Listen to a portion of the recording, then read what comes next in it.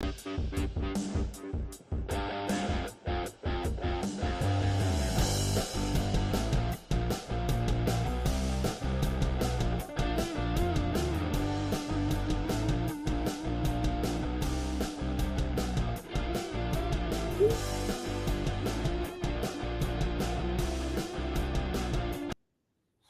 welcome back to Foreign Friday with yours truly, HRT Rich over on X. And to my left, but really to my right on the screen is 22-1 Thomas. Back for another British Champions Series race this weekend at, I keep wanting to say Newbury for some reason. It's stuck in my head, but Newmarket. And Newbury will be next week. Well, I'm a little bit of, what do they call that? Foreshadowing, Thomas. Foreshadowing, yes. Yes. I won't have to ask you at the end of the show to be surprised as to what we're going to do today. Hopefully you joined us yesterday for opening day at Saratoga. Hit that early pick 4. I was kind of happy about that. Except just the off the turf thing. Yeah. Well, the funny thing is I missed one horse in the sequence in the back end. I missed 2 actually, but the 13 horse ended up beating me. My own horse beat me. That's always the next one in my line that gets me, Thomas, but that's the way it goes, right? Well, at least you keep some traditions going. What's going on, Mr. Race Masters? How are you today? I see you changed your icon. Good to see that. Always a good thing. Always a good thing. Yes, indeed. Well, I changed the front look. I don't know if I like the thing with the track up there as much, but I do know that people do like free picks tonight. Free picks will be Charlestown at Hollywood Casino out there in West Virginia. There's a link in the description below. Every day, free picks over at Guaranteed Tips. Make sure you take advantage of them. I mean, every day, it's not every day you get something free. Later on tonight or before the races run tomorrow morning, I will post Tom's comments and my comments along with a replay of the video on horseracingtoday.net. Again, a link in the description below. And then while you're there, click on the HRT gear link right there. Get yourself some Horse Racing Today drip, and we'll see you in the winner's circle. There you go. You look as good as she does in our gear. Never. Too old. We can try. We'll lie. That's gray. It's marketing, Thomas. Marketing, right? Don't they always do that with the marketing? You turn on a TV and you drink this beer, and suddenly you become the most handsome guy that ever lived, and you're going to be rich and drive nice cars just because you drink this beer. Oh yeah, right. Isn't that how that works, or no? Not for me. All right. Well, I guess that's queuing us up to get going over there. So we'll go about our business right now, starting off in race number 2 at Newmarket. This one is the Bedford Lodge Hotel and Spa. Have you stayed there, Tom? I have not. Nor have I. That one is the Fillies Handicap. Tom, sticking me with, well, this is a 3-year-old. We got a 2-year-old race coming up for sure. They're going to be running on the July course at Newmarket. In the non-July course, there's actually another strip of land right here, but they're not going to be running on that. That's the Raleigh course is the other one. So I like this image here because it gives you a good idea what the track looks like a little bit, 3D, if you will. So this first upcoming race, Tom, is 7 furlongs. If you come back here, 7 furlongs are going to start at the base of a hill, run up the hill, get a little bit of a downward motion, and then it looks like it's kind of like all the way to the finish. Yeah, it'll undulate a little bit. Today and yesterday, pace setters or front runners have done fairly well. Pace being they're sitting right behind the leaders. It's been the better ground seems to be in the middle to the stand side, and with that, the draw has not been a big concern, and that's generally the case in Newmarket as far as I'm concerned. All right. And the course is drying out. So we started out with a good, more soft with moisture. Today it was definitely drying out, you could see, and tomorrow I have a feeling it may be a little bit quick. Gonna be firm and fast, baby. We may see some scratches. All right. Well, with the firm and fast, who's going to find their way to the finish line? A lot of F's for me right there. All right. Well, we'll start with number 3. Hard to Resist. the draw 6. First start of the season was at Royal Ascot, and she went off at 40-1, and she ran like a 40-1 shot. She finished 22 of 30. It's a good place to be. Yeah, she didn't show. She showed early, but then with the final furlong to go, she looked like she was short on form. She's only a novice winner, but she's raced in group races and finished 3rd, 4th, and 4th. So she's been very competitive. I think she needed the run, and I think that she's the winner. Number 7, Not Real, with draw 9 is going to be my next choice. It only has 3 races in its career. It's been in the money in all of those. Red car. It was more on the soft going, but won pretty convincingly. Was by 4.5 lengths. In her last race, she was more forwardly placed than in previous races and rallied at the end, but she didn't finish completely to get the money. But I think she's one you have to consider, and the odds are nice. Finally, I'll take number 11, Miss Bodacious, with draw 3. She's won her last 2 races. One was in a dead heat, and she moved from mid-pack and closed really nicely. They've been running 6 furlongs. She ran in Newmarket. She won class 5, so she's definitely moving up, but she does have a race over this course. And, she's won 2 in a row. There's obviously signs of improvement. We watched that in the last race today. Of course, it's been moving up, and she's looked very strong. So I always like those kind of looking horses, and I'm going to take her. As am I. I'm going to put Miss Bodacious at the top of my ticket. Easy Newmarket win in her last race, and the resume suggests that the second race of the season or after a layoff will be better than that first one. I'm going to go with number 2, Key to Kotai, 8-1. That seems like a pretty decent price on that horse. This horse has run a couple of times on this Newmarket course, maybe not the July one, but at Newmarket nonetheless, and is just a half length away from getting both of those trips into the winner's enclosure. Number 9, Lulu's Gift. 3 tips on that one right there. William Buick on the mount. Really, this horse in its career has not run a bad race yet, and I got a feeling today could be the best of what she's put on the track to date. And then finally, number 7, Not Real, as Tom and I having some overlap to get started today. I think, like you, Tom, in the horse's career start, number 4 might have the most unseen upside so far. And if she puts some of that out on the tape today, maybe she wins this race at a decent price, 10-1. We'll find out if the predictor thinks that she can get this race right about now. Lulu's Gift, Arasag. We don't have that one in our picks, Tom. Miss Bodacious did make our picks. Not Real in our picks. Kita Kotai and Divine Breath, not in our picks, Tom. Wonder if that's a foreshadowing or... Well, that's an ardent... or we'll see type of approach. Yeah, this is the Divine Breath is that Wrigley Spearmint gum user. They give that horse, instead of the spearmints, they give it gum. Off to race number 3 for our... We're going to miss that first one, thankfully. Was it all 2-year-olds making their first start, something like that in that first race? That's the race. Yeah, I think in the first race. It's a 2-year-old 7 for a long race.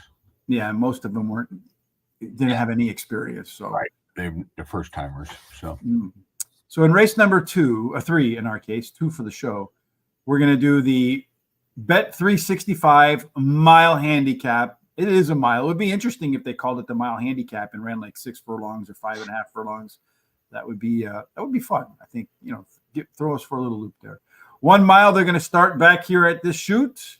They're going to make their way through this more, looks like deeper grass area, up the hill again, and then they're going to go through the woo all the way to the finish line. Thomas, that little chute back there, anything that you see today from races that were run from back there that's any different from 7 furlongs, except for you just start straight up the hill at 7 furlongs? Yeah. Well, the only one was the feature, in which Porta Fortuna won.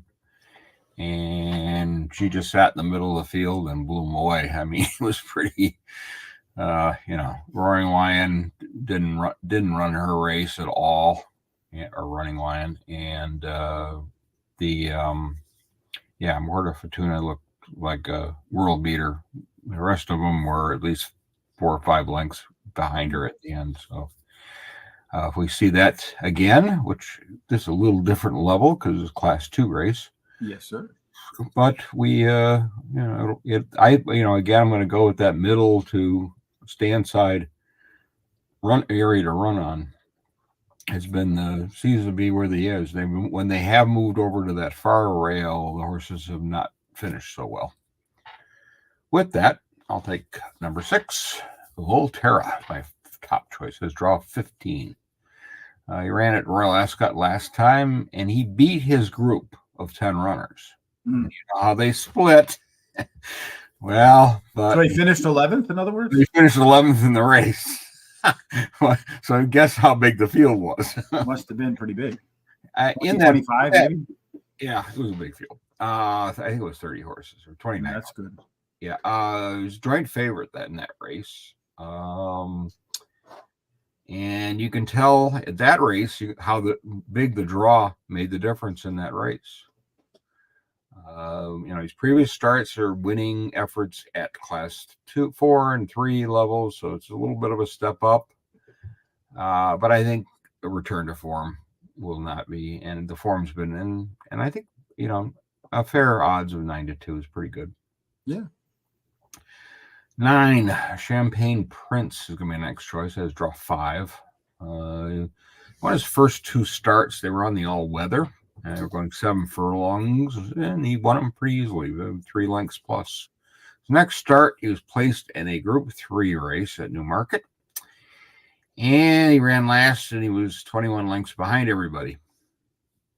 First start on the turf. And moving, let's face it, Group 3, that was a big tall order, I think, for this horse. Mm-hmm.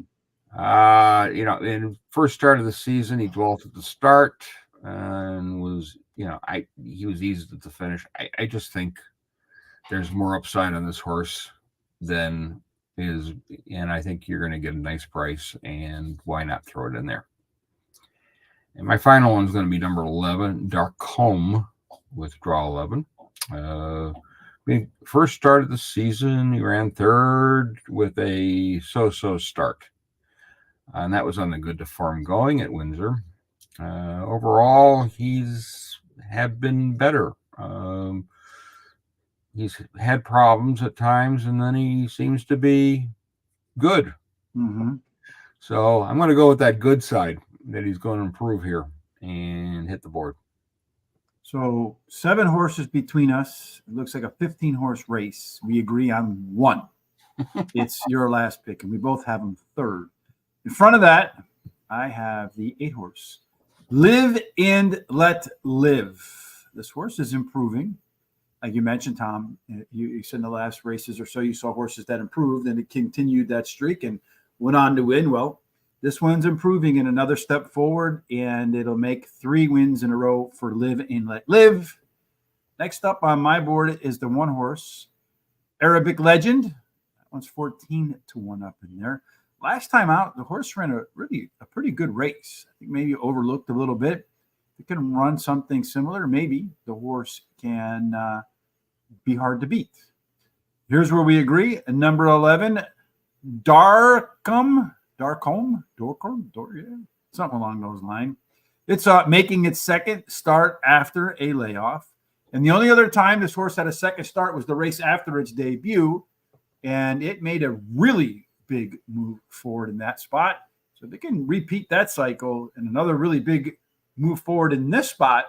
That might be the one you and I agree on, and it might be the one that actually wins. And then finally, number 4, Kirat. You had mentioned running in a big race last time out. This horse doesn't look like, I mean, you just look at the final position and you're like, that's a pretty average race. But when you consider that the horse ran in a 29 horse field, finishing sixth or fifth, or I forget what it was, somewhere around there, just a couple of lengths off, is really not that bad of an effort in a big field. And with 30 horses, you can run into all sorts of trouble. A lot less trouble today for Karat. And of course, and the big concern there is always anything coming off of Royal Ascot. Are they going to improve, or are they going to regress because of that run there and in these larger fields? Even though the 15 horses is not a small field here. Well, I think we had not 30. Yeah, we had 2 scratches, so I think we're down to 13. Uh-huh. Well, what does the predictor say, Thomas? It says going to be a tight race. Bam, at the finish. Oh, there's a horse that neither one of us mentioned. Watchamati. Madi. All right. Treasure Time. I don't recall that one being mentioned either. Mm-mm. Arabic Legend. All right. I talked about that one. Live and Let Live. All right. We got that one. The one we agree on right there at the wire as well. A Local Hero, maybe a tad off the pace here at 20-1, maybe a length off the Watchamati. Winner there at 20-1 too. So maybe it's worth putting that 20-1 shot according to the predictor somewhere on your ticket as well.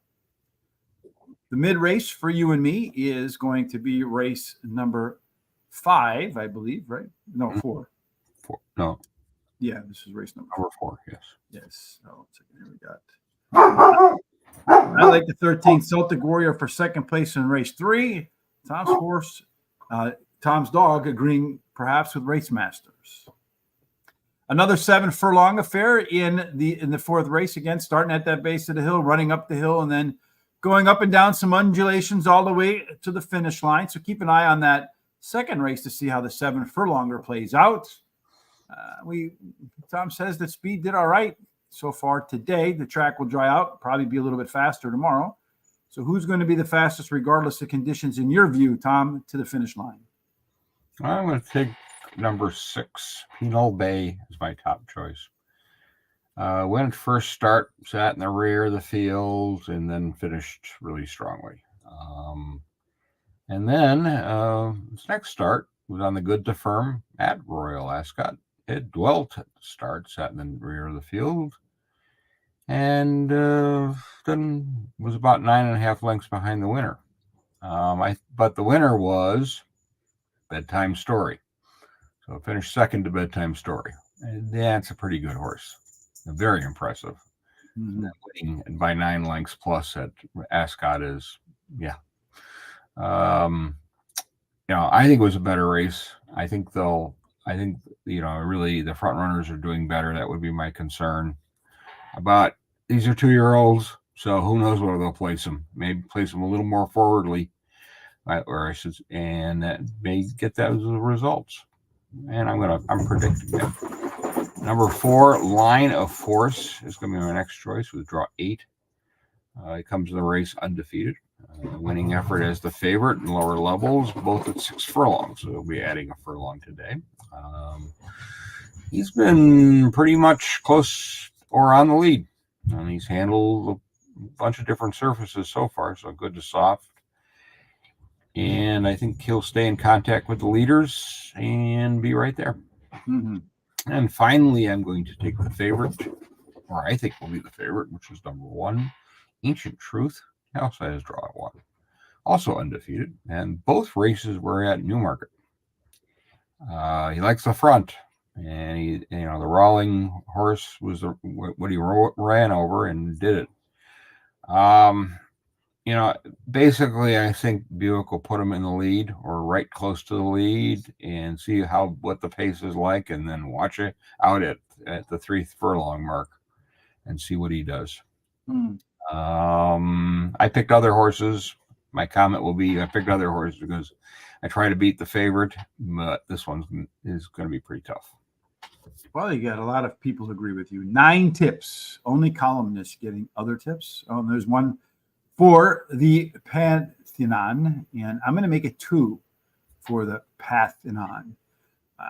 You got a pretty good duo here in Ryan Moore and Aidan O'Brien.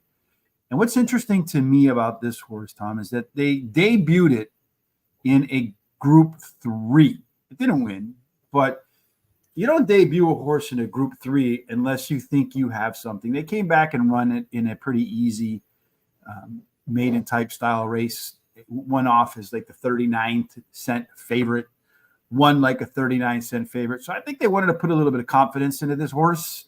The horse has its confidence, and I trust Aidan O'Brien. If he thinks this horse is a Group 3 caliber in its debut, I think they have something special. We'll find out. If not, maybe Ancient Truth is something special, Thomas, as you mentioned. Unbeaten in 2. Both of them at Newmarket, as you pointed out. But both of them, if you read the comments, I don't think the horse has tried yet. Fairly easily. So we're going to get... That's what the scary part about this one is. They haven't really asked for this horse yet for its best effort. So we might not even see it today or tomorrow on Saturday, depending upon when you're watching. Today's Friday when we're doing this, but Saturday's when the races are. And I'm going to go at number 4, Line of Truth, 18-1 shot. 3rd spot for me. This is another one. If you read through the comments, right? It's running at tier 2 tracks maybe, but it won easily. And then in the next race, it came out and they eased it as it approached the wire. So in other words, here they would, I don't know what you would call that, pull up or whatever. But I think you got it right there. I mean, eased at the wire means it's already won the race, and the jockey's not going to ask any more out of the horse. Right. So another one that maybe they thought, well, we got a good middle of the road horse here, and then when it gets on the track, it proved to be something more than they thought they had. So the competition, we're going to find out about this horse, but Line of Force is how good is this horse, or how bad was the competition that it faced? Again, this is something we'll find out tomorrow or today, depending upon when you're watching. And then another one we agree on, Pentel Bay. That is my 4th choice here, Tom. I expect to see a horse maybe bounce back to what it put out in its debut. And if it does bounce back to its debut, you can very easily find the winner's enclosure. And I don't know about you, Tom, but I see sometimes there's 1 or 2 patterns with horses. They debut, and then they move up. If they're any good, right? I mean, if they're bad, they just come out and get bad or get worse. But good horses will debut, and then they'll either they'll move aggressively forward in their second start, or they'll bounce in their second start. But the good ones will rebound in the 3rd start. So I think this is a good horse. I think you're going to see the rebound. Have you seen similar patterns with good horses, Tom? Yes, and many times 2-year-olds, of course, it's hard. But with this one, I think just this horse ran against, Bedtime Story, and the way that horse won the race. I mean, it was that horse and everybody else type of run. So I think the horse ran a good race. I just think it ran into a monster. Which can happen, right? Yeah. Oh, yeah. All right, let's see how the who knows with 2-year-olds, right? Here's another one where they're running backwards, Tom. So because in the course they're going to go that way. Yeah. But in the racing post on the predictor, they're going, wow, looks like an easy winner here. Ancient Truth, easy winner. Then the Pantheon, columnist in that mix too. Pentel Bay, assertively. Seagulls 11. Really, those other 2 picks that I had as long shots, they're not showing up at all. So hopefully we find one of them in the money so we can get an exacta trifecta. I think we've had a couple of trifectas a few weeks in a row, a lot of exactas along the way, a lot of winners. We had a cold streak about 6 weeks ago, and before that cold streak, we were pretty hot too, so maybe we'll continue to stay warm.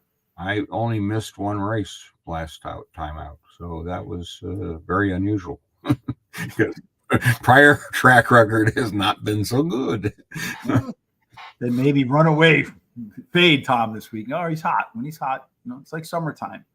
Once the heat's up outside, it stays warm for a bit. Another 7-furlong race in the Bunbury Cup for the Bet365 Heritage Handicap Class 2 for 2-year-olds. We've seen over here on our sheet. They're going to run straight up that hill. Should point out this is a maximum field of 20. We have 20 horses, no? Yeah.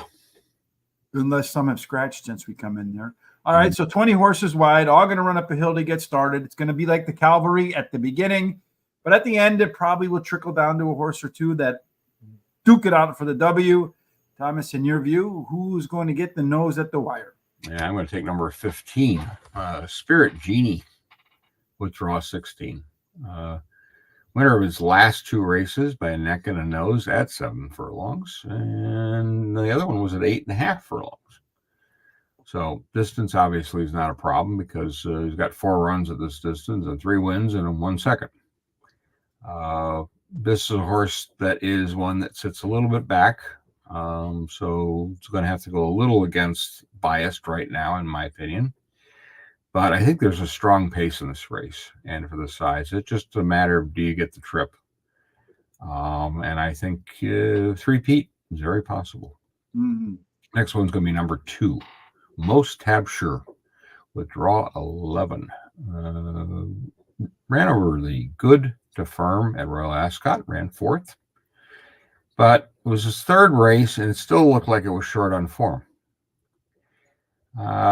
Because before Royal Ascot, it ran a real stinker. But if you go read the lines on it, got carried left by another horse pretty badly and lost a lot of ground. So I'm going to say better trip in the money play. And finally, I'm going to take number 8, Finn's Chance, that has draw 15. I tossed the last race at Royal Ascot. It raced very forward lead. It was hampered during the race badly and then backed up and lost by 40 lengths. Yeah, another big field, crazy, type race. It's just a matter of, a better trip really is the case here, because the race before you at Goodwood, Class 3 at this distance was a winning effort. The only thing with him is he is an on and off horse. So that may have been his off. I'm going to think today is going to be his on. Yeah, the light switch horse. All right. It's interesting to me as we look through here. 1 tip, 3 tips. 1 tip, 1 tip, 1 tip, 1 tip, 1 tip. And then 3 tips. So a lot of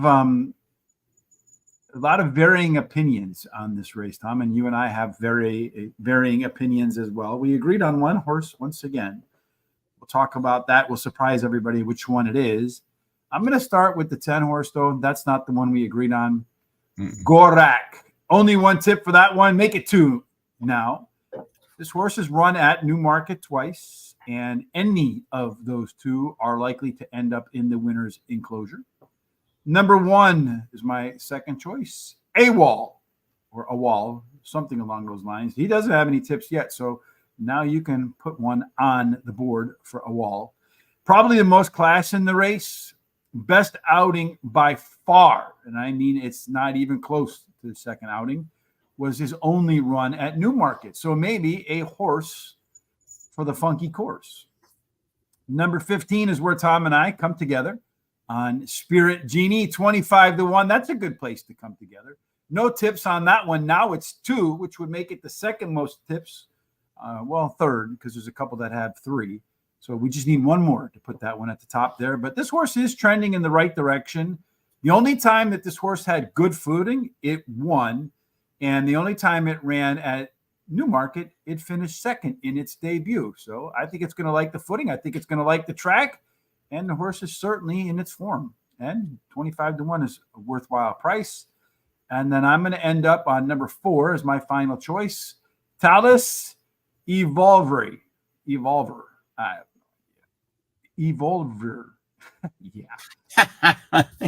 But this one's also one of those horses, Tom, that you mentioned like in the last race that's been facing some pretty good company and running fairly competitively.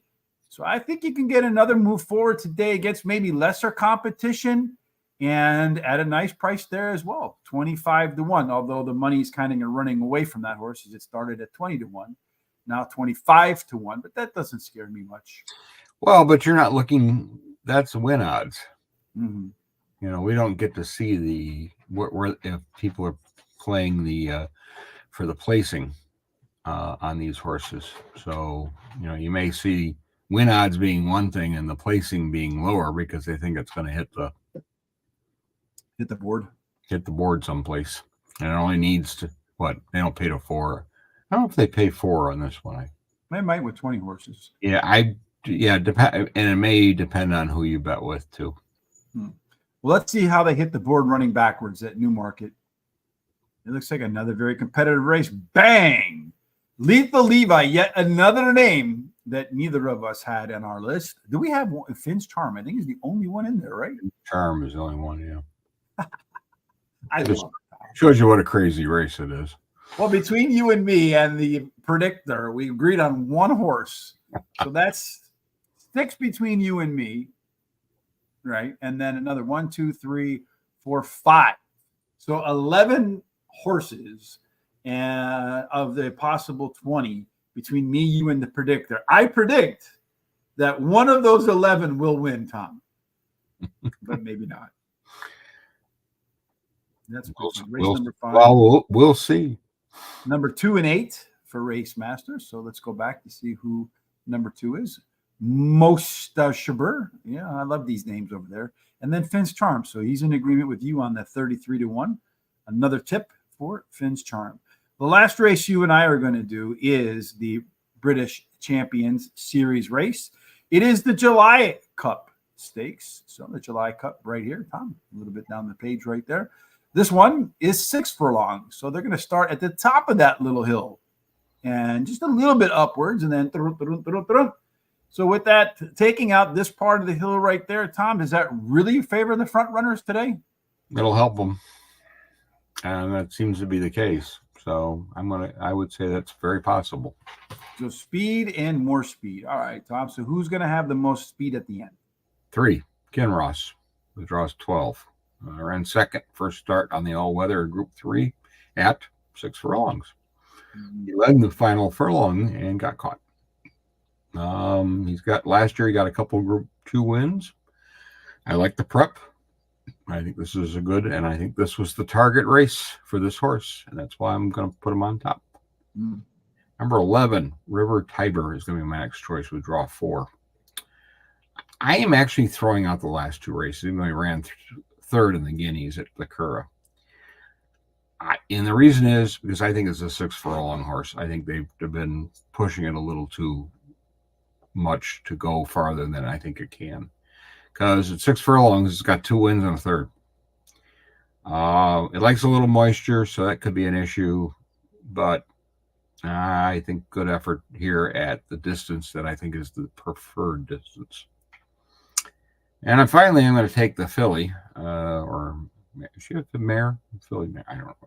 Or number 7, Swinging Along, draw 7. She ran nicely at Royal Ascot, and she lost to Kadim, who was the repeat winner in that race. That was a Group 1. She generally runs good races. I mean, doesn't win them all, but she hits the board.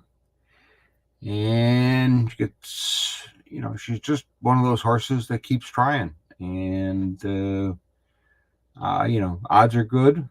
It's one of those horses going to hit the board. Well, I got to put it in there because I'm going to play some Omni swingers and see what I can get. And give one a little bit of a price that helps. Well, this is interesting. 12 horses, 7 different selections, Tom. So I'm going to go with. Well, one of them will win mostly. Well, just take the other 5, put them together. You have the superfecta. Van Dijk. When you look at this horse, the best race was on firm footing, and another one of those cases where that race just kind of stood out from the rest. Going to get that firm footing today. I'm going to go with the next in there, the Inshurin. That horse, should be the favorite. Yeah, 3-year-old form is just really good. I think you got to have him. But the one thing I'm really highly concerned about is putting together a pair of peak races in the last 2, and then maybe just a little bit of regression here today. But any regression, could put that horse in this field 5th or 6th and still run a good race. And this is a top 6 furlong race that a lot of trainers and owners want to win and do target. So keep that in mind too. On my list next, the second tip for Jasur. The 3 times that this horse has run its best races, this gentleman right here, Jim Crowley, was the pilot. Guess who's going to pilot today? Well, we kind of gave that away already. No surprise. It's going to be Santa Claus. Yes, maybe Ryan Moore is going to flip. The two are going to get confused. Yeah. And then finally, the number 7th different pick between Tom and I in a 14. What is it? A 12 horse field. 12 horse field. Regional. Get a second tip as well in here. This is the first time in a year that this horse is going to make it 3 races in a row without heading to the sidelines after the second race. I've really become a fan of this finally healthy angle, Tom. Horses that, because I think you see it in the program, a horse runs once and heads to the barn. So he might not be like unhealthy completely, but just not, fit enough to go run again. And then they got to give it some time off to recoup. Or they're waiting for a race that fits what they want to do with that horse. Long shot special number 2, Vendite. That's my top pick. So where you leave off is where I begin. But I just see these horses making these so if a horse goes 2 and then the sidelines, 2 to the sidelines, then maybe they don't like running the horse 3 times in a row, or maybe they're targeting a race, whatever it may be. But the fact that they're breaking that cycle also kind of lends credence to that they're targeting this race angle then, right? Because usually it goes 2 break, 2 break. Now they're going 2 and they're making a third start without a break in between. And I call that the finally healthy angle. And I've picked up a lot of winners lately at decent prices with the finally healthy angle. Maybe the predictor might consider putting the finally healthy angle into its algorithm as well. Let's see if it did it today. Well, this horse on the bottom, bam! Jassur. I know we mentioned that one. Kinross, you mentioned that one. Arts Power. Did either of us mention that one? No. There's Kadeem right there, a horse that you mentioned earlier. 28-1. But I'll take a 14-1 winner to close the show, Tom. What about you? I would love it. So you mentioned already, because I kind of let the cat out of the bag accidentally, that next week we're going to go to Newbury. What's going on there? Racing. Of course. It's not a big. Ostriches and dachshunds. There's some decent card races for Saturday, and I think it's worth taking a look and seeing what we can find a few winners. Because the next weekend will be at Ascot, because they've got the big race there. Well, at least we have some sense of where we're going to be. And it's a win and you're in race at Ascot the week after. For the Breeders' Cup. Yeah. Mm-hmm. I think we might see that one horse in here, the one that you mentioned, the favorite, the young one that hasn't lost yet, in the 4th race. I don't know which race I'm thinking about, but I'm going to be 2-year-old race. Yeah, hold on a second. Yeah, Ancient Truth. Mm-hmm. You think that one might be targeting a trip to the States in November? For the juvenile? I think the big thing there, I think Charlie Appleby has done in putting a string. Now he's got one up in Saratoga, and I think one running on Diane this weekend. I think he's putting in these horses that like the flatter courses. Mm-hmm. And of course, that's basically what we have, except for Kentucky Downs. Right. Isn't any that I would consider up, Santa Anita on the hillside course, but that's downhill. Mm-hmm. But I think so. If this horse does have a little falter here, then I would say, it's probably looking for Breeders' Cup type race, and being that juvenile, probably a little more distance too, and then the 2-turn juvenile race that may be the ideal place to run it. Well, we'll certainly find out. A long time between here and there. You mentioned Saratoga. Terry and I will do Saratoga next Wednesday and Thursday. But before that, Terry and I will do Parks on Monday and Tuesday, as we always do. That's always a lot of fun. 4 and Friday again. Tom, next week, Newbury. The following week after that, Ascot. That's got to be the most foresight we've ever had on this show as to where we're going for consecutive Fridays. So make sure you don't miss any of that. Down there you see, scrolling below, all of our social sites. most of which are Horse Race the number 2 day, Twitter, Instagram, TikTok, Penalty Box, Facebook. Make sure you head on over there. Horse Racing Radar TV, long story as to why they don't all match up, because when we had 80 subscribers, we didn't want to lose any of them and start over with Horse Race Today. Boy, that was a good decision. Mm-hmm. Yeah, otherwise you would have, yeah, it wouldn't have been good. Yeah, just brilliance on our part. Yeah, we will say that one thing on guaranteed tip sheets they do not have is this type of racing. No, we don't have that.